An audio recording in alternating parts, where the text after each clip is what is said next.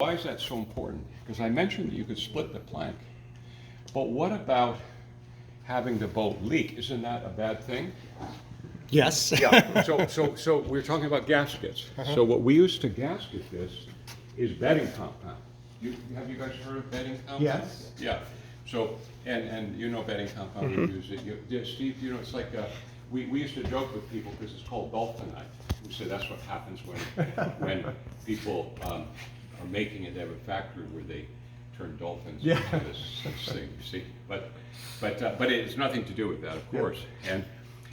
But we put a little bit of tar in it, which we'll do. And the logic there is that it won't harden. It won't harden. So let's say you guys don't get done today, because remember, when I say that I can do it in 2 hours, it's not because I want you to do it in 2 hours. What I mean to say is that over time, you would realize that you could do it in 2 hours if you did everything just like this. See, like it's very easy. Like let's say you're alone, and you hold it up here, and you say, "Oh, it's not enough." You put it, you leave this side down, you go back there yourself, you readjust it. Yes, it's more of a hassle, but you do that. They'll be very common. Pretty soon, we're going to clamp or nail a piece of 2x4 up here, coming out, so that we can hang line with a sliding knot, so that we can do the same thing and use a sliding knot to bring it to the height we want. Okay, and that means, of course, that up here, while you're doing that experiment, you would have a little loop up here. You would say, okay, let's tie, like this is strong enough for what we're doing. Let's tie to some little ribbon or some line. It can't be. You don't want it too fine. You want it to support it and not scuff up the edges. But you just hang it from here, and you say, no, from here I've got it just right, because it's from there to there. But even this one you could adjust. My point is that you can do it alone, but you always need to do this. And planking is not what people think, where they just start. Where they clamp it in. That's really a bad idea, and it's especially a bad idea if there's already holes in the plank, because you'll notice we didn't need to put holes back here, because that's where transoms are great. See, the transom, what's great about it is the plank goes over across the transom, and whatever's sticking out, you can cut it later. The thing about stems, and especially very delicate stuff like this, it's one thing if we're working on the Carvel boat and things are a little bit heavier material, but I'm telling you, it's so easy to break this. And Lawrence and I drilled, I think we each did one where we had the plank perfectly clamped, and the other one cannot be on. Like this one was clamped, but we also have these pads we put here. Okay. You see? Yeah, so did you do this one the same way you're describing that this one should be done? Yeah. Okay. And then you clamped it though. Well, here's the thing. All right. There's a lot of clamping, because there's a lot of trial and error. Like you spile the plank, you then go find out if the spiling was good. Then you start to do the gains. Now the gains, there's one under here, you see, and notice the one that looks really slender. It's because I think you guys know. Now the whole logic here is let's draw the two planks next to each other. Here's the two planks. So, and what we want is that the one that is receiving it, which is what you see there, that one is coming like this, okay? All right, more or less. See, this lower plank that you're seeing over here. And the whole idea is that, therefore, you could have a screw head come into here where it's fatter. You see, like that. That's why when people just do like, if they just do a lap joint, see, that has none of the. It will not last.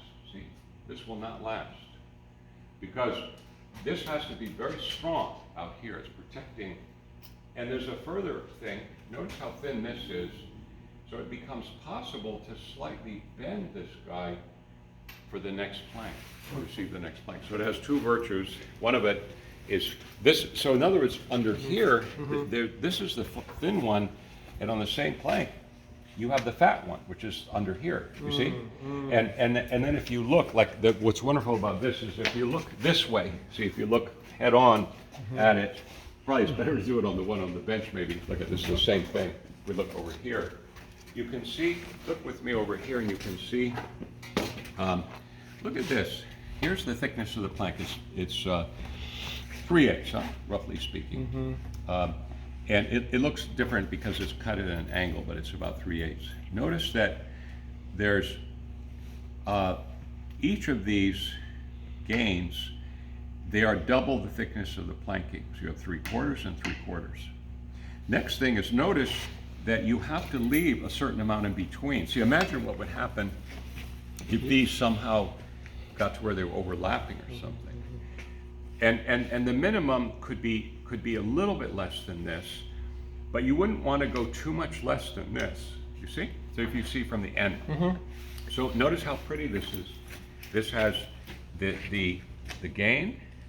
Here's the fat one. We can see exactly what we were talking about. This has the beautiful, and the gains are really hard to do because you're saying, you were talking about clamping, and what I was thinking when you said that, I was thinking, all of a sudden I was thinking, well, maybe 20 times, like in other words, it's a lot of clamping. Yeah, on clamping. using the piece. Yeah, and if you have a lot of experience, it's still going to be like 3 times, 5 times. See, and now if we turn it for a second, the other thing I want you to see, because the reason you want to do bench exercises is that when those of you who haven't done this yet, it's really hard to do this just right and not mess up the plank. For one thing, there's the requirement. This is really hard to do. Like, look at this. This is at this angle, okay? It's at this angle, and this guy is flat. Look at, watch. It's changing its angle, but it's remaining flat. This is done with the rabbit plane. Feel the surface. Feel the surface. Ooh. Okay. That's perfect. Yeah. Doesn't that feel like Japanese tools? But it's not. It's an American rabbit plane, but you sharpen it. Once you know what sharpness is from a Japanese tool, you try it. You can actually get closer to that because you say, "Oh, that's possible," but will it hold it? That's a different question. So what happens is we can still work on it in the boat. So there'll be little places. It's just much harder to do. We have different rabbit planes. So we have a lot of cross grain. See, so a standard rabbit plane, here's one that is just here. See, so this one here, this is a standard rabbit plane. We only want one bar because we have to change it a lot. Like we run into contrary grain, we want it this. I'll see if this one will do that. I think this is Mark Nelson giving it to us. They should never be this tight either. Or I'll just bring mine out, which is sort of set up. This is kind of nice that we have this one because the students can use it. See, so we pull this out, and you say, okay, I'm going to do, for the next few minutes, I'm doing contrary grain coming the other way. And a lot of these rabbit planes, they have 2 posts. Do you know what I'm talking about? They have 2 of these for like cabinetry. And but you want to be able to change this around very rapidly so that you can get back to your job. See? You bring this in, you're all set to go from this side if need be, because the grain, you have to be able to change it quickly. A lot of it, let's say it was about money. Yeah, you would be, you know, if you're a hobbyist, you've got lots of time, but if you were building, you got to be moving with this stuff. It's a lot of work. So the plank that we see, what we see is narrower than what we cut. It's a lot narrower if you were to include both of these, but visually there's a different element, which is the aesthetics. So you've got to think about that. You've got to think, what is the plank going to look like? And be very careful when you get to these ends, because sometimes people make them way too narrow, and then it looks really awkward. But this is pretty much good. This is the same wood that the keel from exactly the same tree. All of this stuff's from the same stuff. But what I'm trying to show you is the care. Like, why did I bring this here? Because of how vulnerable this is. Like we hit this, if somebody just drops it, this is gone, then you have to ask, is it structurally okay? And the answer is no. So you have to be really careful at this point. And that's why you're being really careful, because that way you know exactly where this is going to go over here. It's marked on the ground, and it doesn't actually have to. The only other thing that one could do would be to put like a duck on it on the side that isn't it on that side? You know, that way you wouldn't say, oh my God, we moved it. Because if you moved it by an eighth of an inch, it's no big deal. But if it totally moved, Perry has them marked so they could be realigned, agreed? So they could be, you could just be realigned. And but by putting a duck over here, it was leaning this way, right? Yes. Therefore, if it was on this side, actually, other way, see you want the catch. Oh, you want? Yeah. So this here, and that's, I'm not sure, I'm gonna put it slightly askew because this is lower than this, like that should be perfect. Okay. And if it moves, you have it marked. Everything can actually be restacked because you have each level marked. So that part we know can be done. Coming to the putty, the putty should only go on, we'll have a putty knife, but only this way. See, never this way. Don't worry about excess putty, but when we actually go to put on, be a wide blade, but it's only like this, okay? Up just and like this. down and up. Well, only preferably like one direction. See? Yes. But don't smear it, because we want coverage, but we also know we have this hollow here, and we don't mind with bedding compound. We don't care that it spills a little bit, squeezes when we're fastening. See? Because here's the deal. Think about this. The putty's all on here. Once you fasten this, then it's then clamped to here, and it lifts from over there. And at that point, it gets another clamp here. So now it's in space, but you have to wrap it extremely carefully, because again, you don't want the boat to leak. So imagine that it's fastened, putty is oozing, but it's still sitting where this thing is, okay? Fastened. And now you're ready to bring it up, and you would think, well, let's just bring it up, and the answer is no, you absolutely don't want to do that. What you want to do is you want to be here, sort of like this, and the putty's already on, and you say, okay, now I'm lifting so that I don't move the putty. You see? So I have a clamp here, like this. This is a very good putty. This one is not reliable. We found it just very hard to use, and this is the first good setting. This has a notch.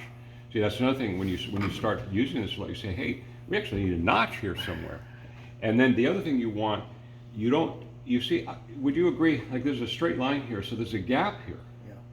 You can break the plank so easily. Lapstrake, that's the problem with lapstrake, is that it's really great thing, but you have to be aware of how much more vulnerable it is than carvel.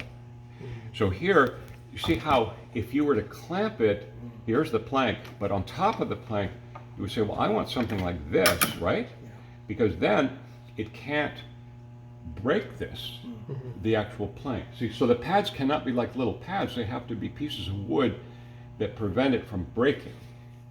So your next step is that you're going to bring the plank here, and when I'm doing that, if I'm alone, I'm just doing it, and the plank is going to go where it goes, and it doesn't matter, because what's important is, well, initially what's important is that I would probably do it like this before I get under the boat. This is coming at about this angle, agreed? And probably what I would do is that I see all of this beautiful putty ready to go, and probably then I'm going to grab the plank about here, and if I would either put a loose clamp here, but I have to be very careful that this isn't moving. So So what would happen when we actually get to that point, I'll come over and jump in for a moment. But basically, the plant's not heavy, but the key thing is that as I lift it, I have to remember I can't then go like this and come back because it's already squeezing the putty out there. So whatever I do, I have to be sure that I can lift it and be sure that I can clamp it. And so I'm going to say that for this boat, we normally have molds that are more regular, but probably what I might do instead, and I think maybe it's better for you guys when you're trying this on each consecutive plank, is you say, well, I can actually see, this as I bring it in, right? Putty's up there, it's fastened up there, and it's safe. If that thing falls over, couldn't it break the fasteners? Oh yeah. So that's why this is so important. So it's sitting there, but we puttied all of this, and now if I'm here, I think this is going to be the best one, because if I'm here instead of there, then I'm going to, as I bring it in, I'm watching where it's touching. And when I get to here, I'm holding it to the right spot. Now the first time, we're going to cheat, and we'll have one person. You see what I mean? We'll cheat, meaning we'll allow more people to be holding it. But ultimately, you want to learn to do this yourself. But when we first do it, this is here and here. That part's understood. But when we first come to do it, maybe we have like one person here and one person here. And that's going to be the best way we first do it. So now those of you, so right now the people qualified to derivative and all of that, and mainly it's their job today is Lawrence and Perry. But as you guys get skill, then you would first do the bench exercise. The reason you're doing the bench exercise now is maybe it's good to learn how to do mortise and tenon. But experience shows that it takes a lot of clear seeing of the lines on wood and what's intended by the wood. So this is kind of getting you ready, see? So it gets you ready. The good thing when we do Carvel is it's going to be easier than this, actually, quite a bit easier. And if we can consider the difference for a moment, the similarity, you'll notice, is it not true that this sticks out a little bit this way? Let's see, look at this guy. It sticks out. These guys do not stick out, you see? There's a rabbet, and in many boats, including many lapstrake boats, the expectation is that you create a rabbet. On this boat, what I did is I'm doing the same thing sort of like on that boat, which is that this guy, this is as far as this goes for now, this keel. And when we make the plank here, it comes up, and let's say it comes like to here, okay? Because the first planks, remember, they're very high, because you're trying to avoid the frown in the planking. So I'm going to say the first plank is coming kind of like this, okay? Like this. And so it comes over here, and it is clamped to all the frames, and it's going to be fastened into the rabbet for now, just clamped. It's clamped down onto here, onto this guy. At which point, it's clamped everywhere in the boat. It's wedged, everything fits perfectly, and it will get maybe a half dozen registration screws, different places. And before it's removed, we take a fine flattened pencil. So we take a pencil, we flatten it on one side so it can come in, and it basically is marking this edge as it hits our plank. See? So unlike this job, this job, we're not going to leave it. This one we're leaving sticking out. We're going to cut it later because it's too fine. It's too delicate. But these guys, it's 3/4 planking. So once this is marked, we go to the bench, we turn it over, and we cut it. The Japanese saws, you can cut curves, see? And I'll do a quick demo only because then you can understand what we're going to do here, which is really a lot of our project for everybody and most of the boats that you might conceive of building, if it was any size, would be kind of Carvel. But if I take a piece of junk wood here, even a piece of what, same wood we're using, maybe I can even sacrifice this piece here. This would be, see, isn't this kind of the size I'm talking about? You have this plank coming up here, huh? It would go all the way to here, but it would actually be more tapered than this. And is this called the gabbard? Garboard. Oh, Yeah, garboard. garboard. Yeah, Okay. and what's different about the? I mean, so I understand it's going in here in the key, you know. But, Yeah. But I understand it's the first plank, but what is there anything else fundamentally different about? well, it's gabbard plank. The when you do the Garboard. Whatever. well, if you were from Massachusetts, they might say Garboard. Garboard. So if you maybe you've heard that, if you've been online and somebody's doing it, say, oh, we're putting on the Garboard.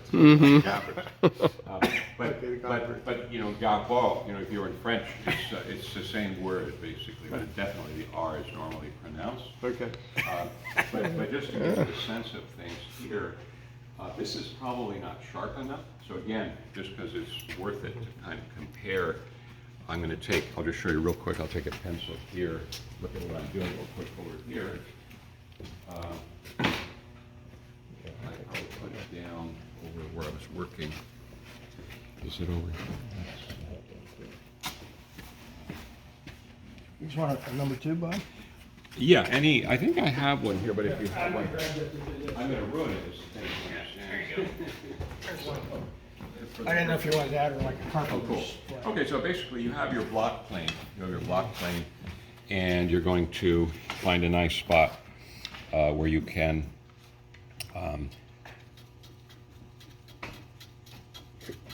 shave it, huh?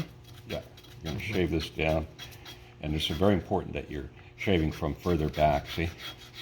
And it's also important to not break the lead, see? So you're doing this thing as carefully as you can because it is still up in the air. But that's about what will work, okay? So what we've done, a lot of stuff we're going to do will be like something with this. Now, as you can see, we go over here, it becomes possible so our plank's coming off the edge here, okay? And I'm going to follow the rabbit kind of to the extent that I can get into there. And you can see how now I could actually get under here. The reason what's holding me up is there's putty actually in the rabbit, okay? And therefore I'm deliberately keeping it in that rabbit. But I'm just showing you kind of that there's got to be a curve here, see? So there we go. So we get this line on here, see it? We get a curve on here. Okay, see it. And the only other thing I'm going to do, this thing is a little bit in my way, but it will be fine. We'll be fine with this. So the main thing I wanted to show you is that the nice thing about the Japanese plank. So in this case, the plank is down like this, and I'll get a clamp, hold it,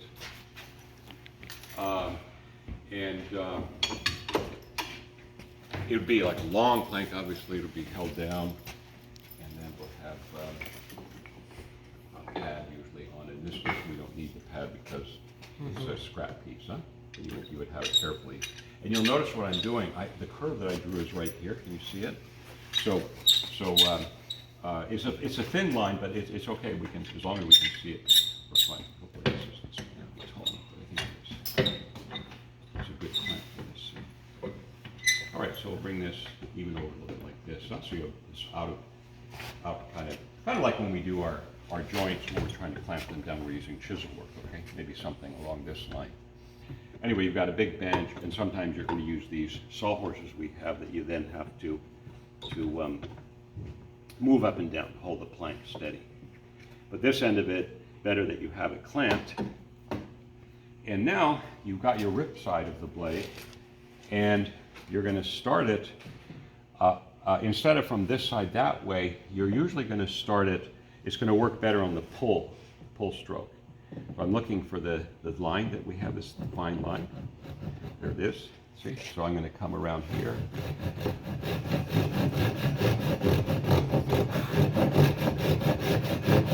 This has a bunch of crosscuts in it, as you can see. No big deal.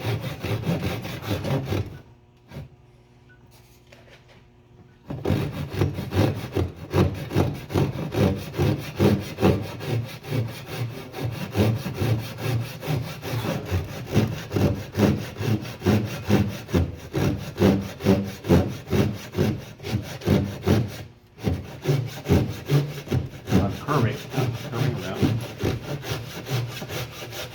You have to have it deep enough over here to do this, because if it gets too shallow here, it's going to jump out and mess things up, huh? Not all the way down. I'm just now getting down to the bottom of the plank, see? Okay. I'm 5 or 6 inches in. And it's already following the curve, which means, okay, cool.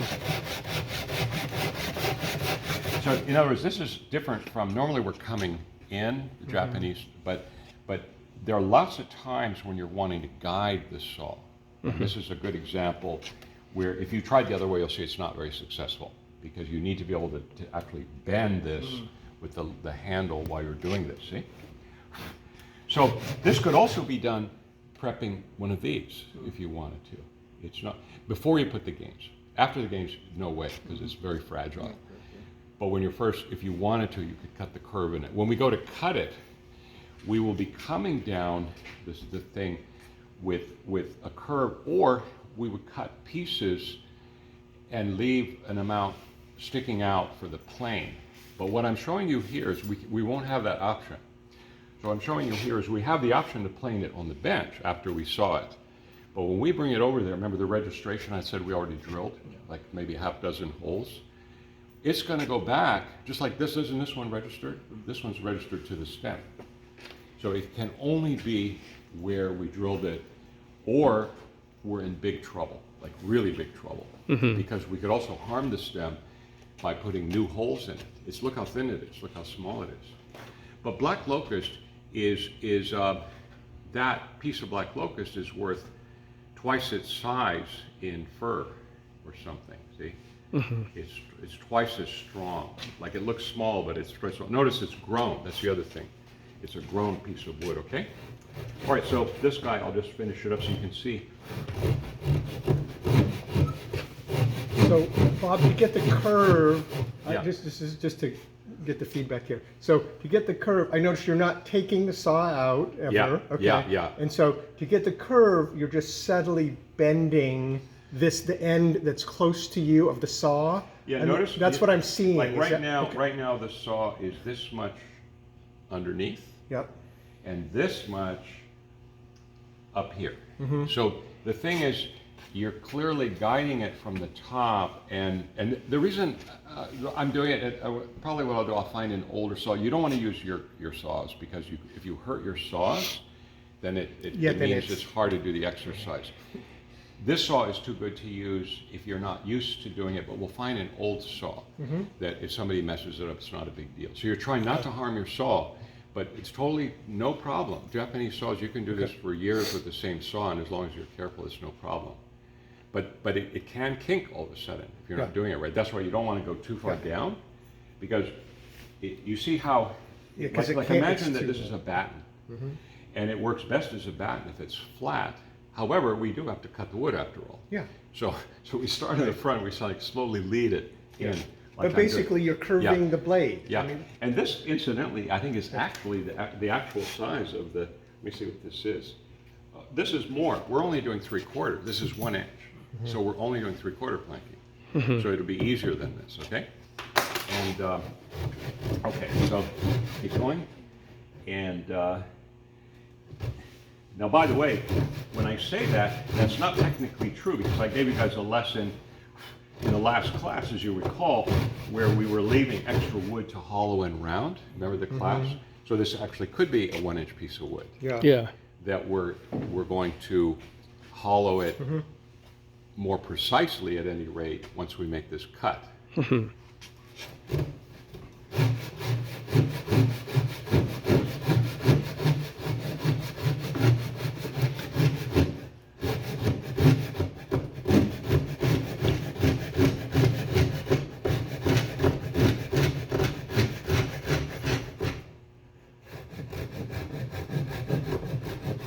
Okay, so all of these things, they're related to each other, and I'm doing this simply because you bear in mind, like we're talking in a general way about stems and planking and being cautious, but I think you could see like the difference between this and this.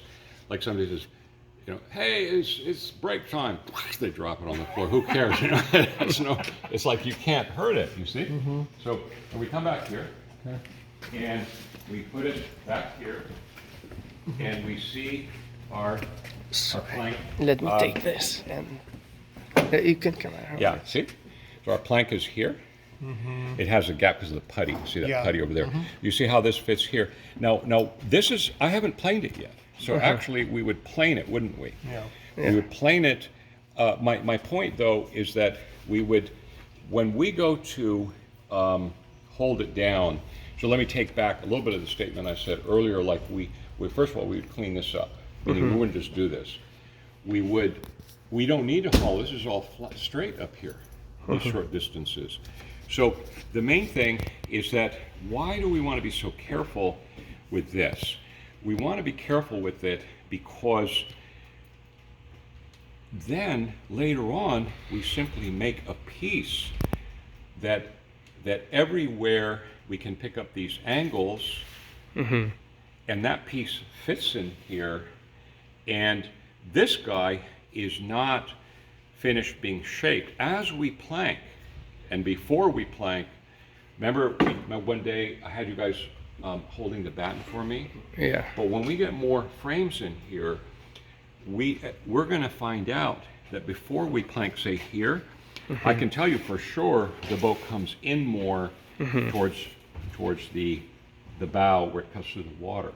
So this has been kept out, like very often with a stem especially, you're going to be wanting to taper it as you, especially when you do a double subtraction, you've subtracted planking and framing, see?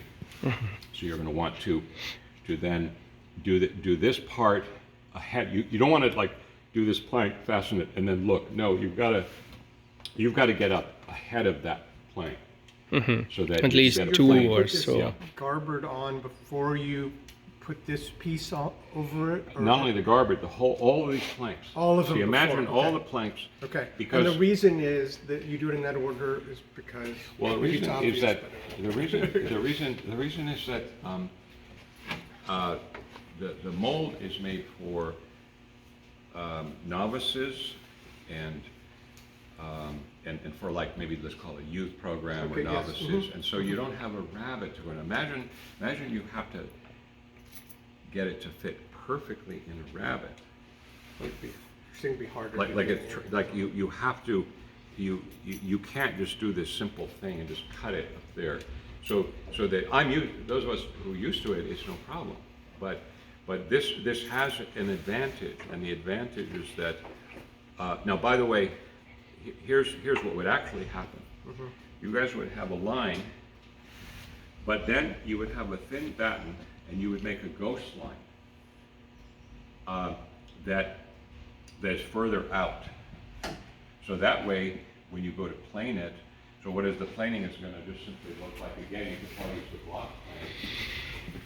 And you would have this curve here, see? And you're saying, well, That's not bad. No. it's either long and you're using a smoothing plane, but you're basically wanting this guy to be really even. See, look at how the line is high here, see? So you would say, okay, this is probably in a bench and you're using a number 4 plane, see? But the point is, this is going to look really nice before it goes on the boat, because there's going to be the line, and then there's going to be the line fared with the plane, see? So the ghost line is a little further out, so it leaves you room to do the planing. Yeah, you're making sure that when you're planing down to the line, see? Yeah. And then you have a much nicer surface.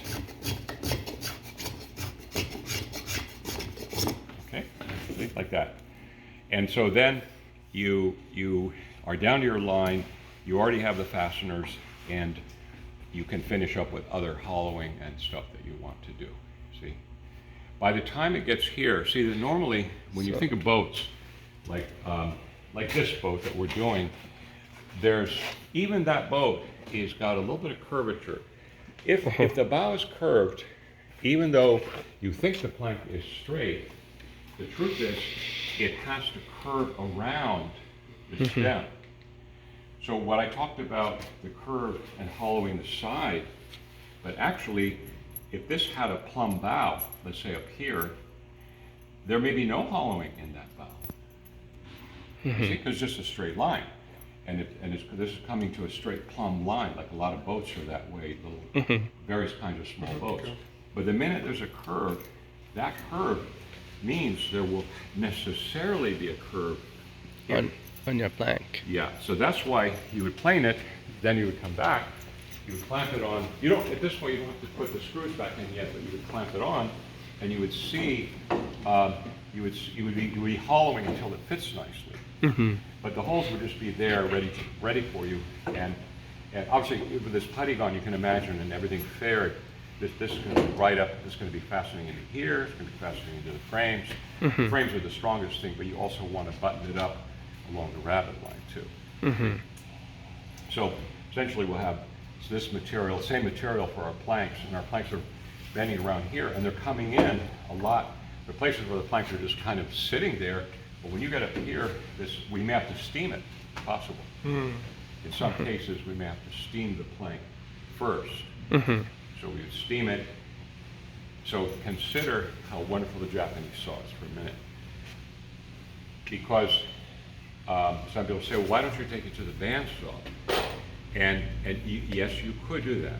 But the advantage of the Japanese saw on the rib side, it is like a bandsaw, like a nice wide bandsaw. So imagine you steam this, you put all the plank down. You haven't steamed over there, you won't need to. So you put this much of the plank into the steam box. You bring it out, you only clamp it part way up there. You have a clamp and receive it very quickly. But here, the reason this is all open under here, so that from each side you could clamp it. That's what does that tell you right before the hollowing, Bob, or after hollowing it? This would be like after hollowing, but as I was saying, the hollowing can be picked up in different places. So for example, notice how this is pivoting, okay? So if this is pivoting, I could say, oh, I could see the hollow and I could pick it up with my so you can actually, if you wish, you can see for yourself. Okay? You can peek. Sure. Yeah. So there's hollowing here, agreed? There's yes. hollowing here for sure. And then we know there's hollowing here, but look over here, I can just put it on here, you'll see that like pretty much, well here we still have to, well, actually the frame has to go on here. Is the problem, Yeah. see? But where we have a frame that we can get to like this one here, you can see that there's probably not going to be much hollow, see? Remember this plank is thicker, and this one is 3/4, but it really is just going to be flat. I think you can see this is flat, you can see that one's flat. But it's so there's only hollow where there is hollow. On the other hand, right here, here there's hollow. Look, a lot of hollow, look. And consider back here, back here. Look, you can see, look. Excuse me. Yeah. Like how much hollow, there's a lot, see? And so like right here, you can see that there's going to have to be an extra 1/8 of an inch at least. And because you have to also leave extra when you fair the boat. The transom may be the most hollow, agree? But if you come back here, you can easily see how, look at how much hollow. There's more than an 1/8 on each side. And then you see this whole area. Now what that tells you, the wider this is, the more hollowing there is. The narrower this is, the less hollowing there is. Logically, you would have wider planks up here and narrower planks there. What's the other advantage of having the wider planks here? Less work, I guess. What's that? Less work. Well, you have less. Remember, I had the ruler up here the other day, And I'm showing you that if you could get up here, and same at the bow, you would have less problems. You would use less lumber. You remember we were looking at the boat. So the boat, the thing I understand is the planks look like they're happy and they're smiling, but they're really frowning, and then they get climbed up to the boat and then they're smiling. See? So I guess they're just waiting to get onto the boat to smile, but they're really frowning. You see. So you have to remember that. You say, oh, I want this plank to come out as far as possible. It's first plank, second plank, third plank. When I get down here, there's two advantages to me. One of them is the plank will have less curvature this way, but the other advantage is maybe, say, what if you didn't have the lumber to do this? You would say, I have to go to a smaller size. And obviously a smaller size, you can just see it reducing immediately, right? Come in smaller size. So that's what you want to think about. And so they're different, they're the same in many ways, theoretically, but in actuality they're different because, and what's baffling is in the past, they would have the apprentice who's sweeping the shop also in about 6 months is maybe watching somebody do a lapstrake boat, and the apprentice is supposed to do a lapstrake boat, which is crazy because it's much harder to do than Carvel. But in those days, they were trying to peel off people who there'd be like a Google, they bring in 100, 200 people. I don't know. Maybe they don't do that, but you know what I'm saying. They bring in way more people. thousands. And then they say, "Oh, thank you so much. We'll call you."